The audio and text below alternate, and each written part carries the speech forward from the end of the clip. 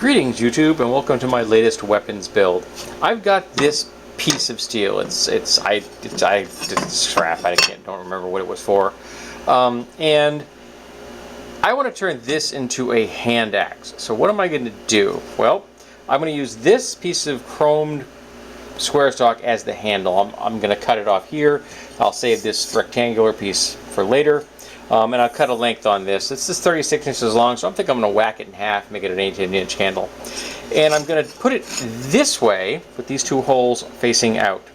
And I'm going to cut out a section here, so this thing kind of ends up looking like a bearded axe when I'm finished. So I'm going to figure out where I want that amount out of here. I don't know where it's going to be. I'm thinking I'm probably going to come out halfway this way, and I haven't quite figured out how far down. I don't know if I don't think I want to go halfway. I may go break this into threes and do it a third of the way up, like that. And I want to put a radius there, so I'm going to use this hole saw, which is 35 millimeters, and I'm going to use this to drill here once I figure out where it needs to go. And I'll drill the hole first, and then I'll use my angle grinder to cut the bits off I don't need, and that will give me a cutout with a radius. And then I will probably put a small radius here just on a belt sander, and then I'll sharpen these two edges. And I'll use 2 1/4-inch holes here, and I'll have 2 1/4-inch holes here, and I'm going to put a split. I'll use a 1/4-inch hole that goes all halfway through, just one side, put a split, slide this all the way down so that it's going to end up looking like that. So even though I'm going to be cutting out a bit, you're not going to really notice that as much, and I'll make sure I only make the cut to the depth that it will require for this. So it's not going to be a cut this deep, it'll be a cut probably 2/3 of this, whatever this size is. I haven't measured it yet. So that's what it's going to end up looking like. And then I will wrap the other end with some cordage of some variety. So that's what I want to do with this plate right here. So shaft, plate, this, and some 1/4-20 bolts, and some 1/4-20 nuts, and I think we're good to go. I don't know if I have enough cap nuts to make that work or not. I may have enough cap nuts. If I have enough cap nuts, I may use cap nuts on it, just because they're attractive. In fact, I need to get some more of those. I need to stop by and visit Fastenal. Fastenal is an awesome place. If you've never been to Fastenal, they've got great fasteners. Highly recommended. We have one here in my town, so I'm going to go visit them, because they sell entire, I can get like 100 cap nuts for a reasonable price. So it's kind of cool. Alrighty, so first thing I need to do is cut this. I'll get rid of this, because that way this won't be in my way anymore, and the piece I'm not using won't be in my way anymore. And round off, deburr it both ends, and then we're gonna start working on the plate. Alright, so now I'm going to do the first cut. Got my safety gear on, got my shop shoes.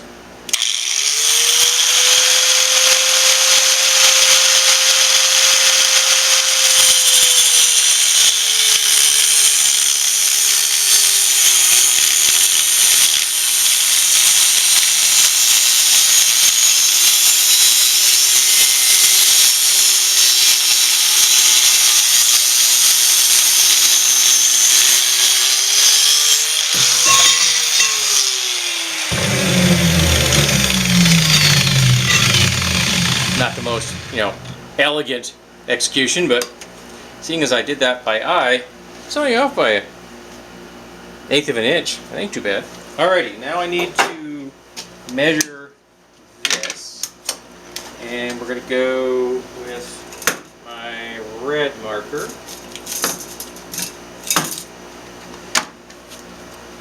And since I'm off a little bit, I'll go just shy of 18 inches. 18, go in, 18, that's 19, 18, and we'll go in an 1/16 of an inch. So we're going to put a mark right there. Now I want to brighten that puppy up a little.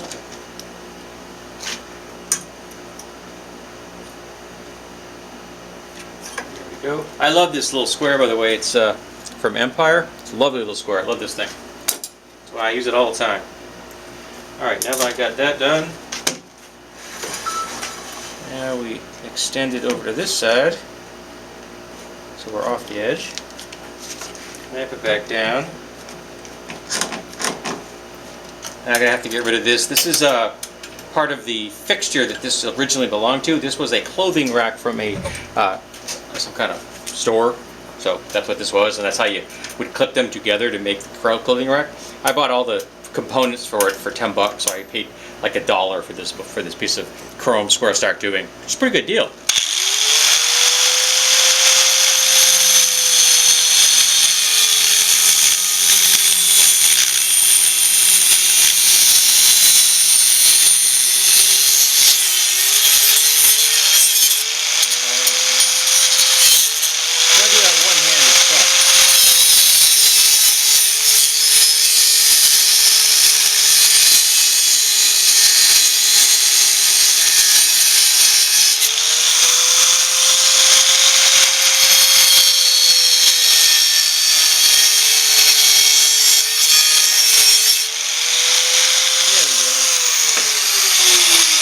I didn't want it to drop because it might ding the end, so there we go.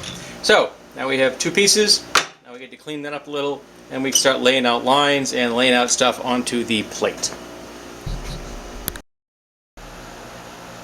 Alright, so now I have the plate set up. I have to use a wooden block under this. I'm going to have to cut all the way through it into the wooden block because this is wider than the hole in my plate.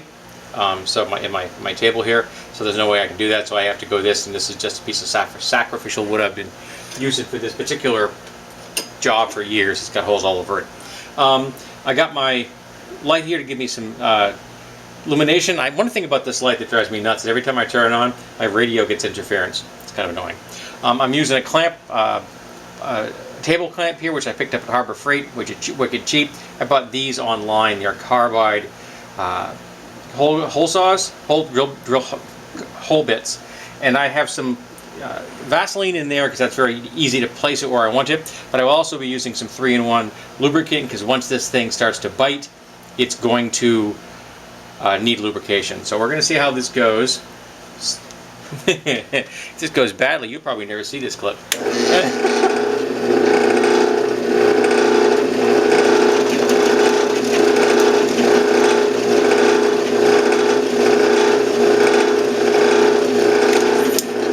Well, that cut pretty nice.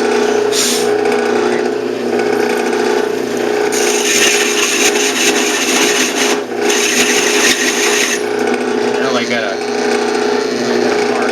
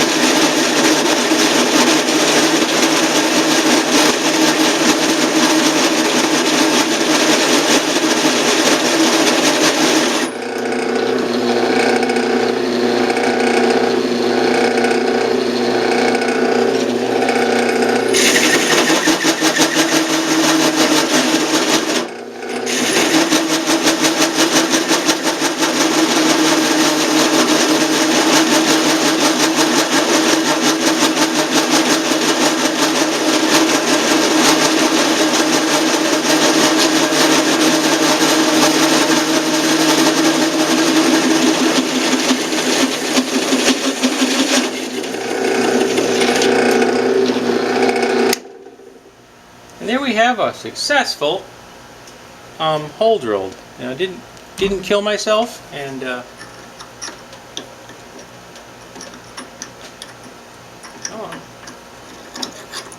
we go. One hole cut.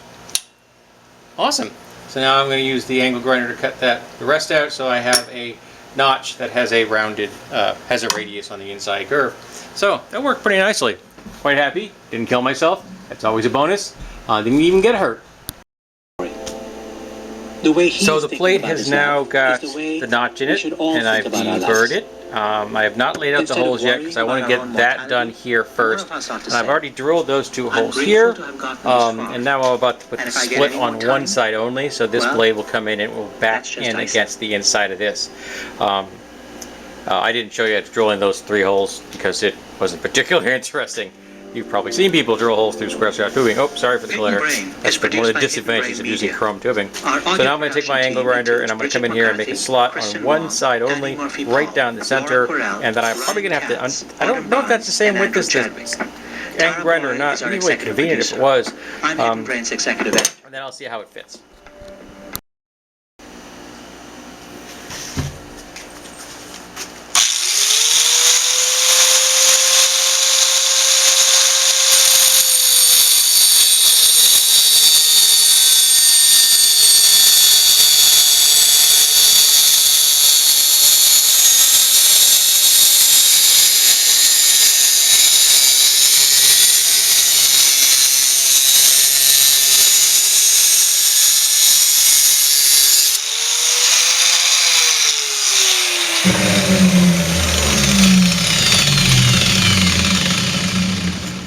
Not quite. Not quite.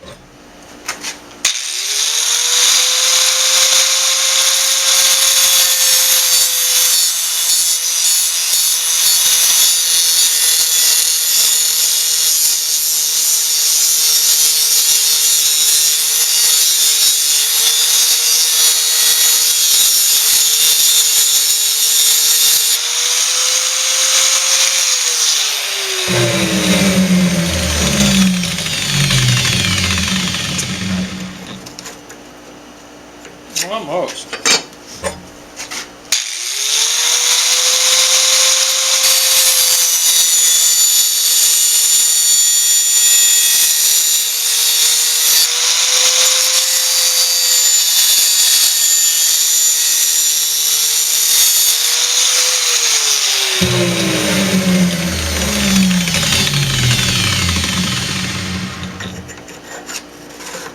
And there we go.